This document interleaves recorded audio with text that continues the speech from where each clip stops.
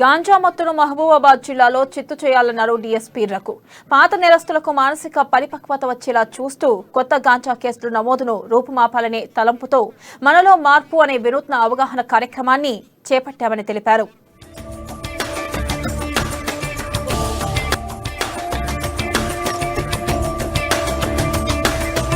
యువత మీద ప్రభావం చూపెట్టి యువత భవిష్యత్తును పూర్తిగా అంధకారంలోకి నెట్టే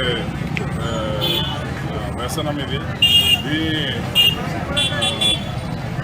దీనికి సంబంధించి కొంత యువత పెడదారి పట్టి ఈ ప్రాంతంలో వాళ్ళు గాంజా రవాణాకు మాట్లాడుతున్నారు.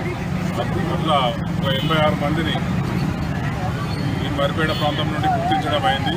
అందులో వాళ్ళు ఈ ప్రాంతంలో కాకుండా హైదరాబాద్, గుజరాత్, ఢిల్లీ ఇట్లా అనేక ప్రాంతాలకు కూడా ఈ గాంజా రవాణా చేస్తున్నారు.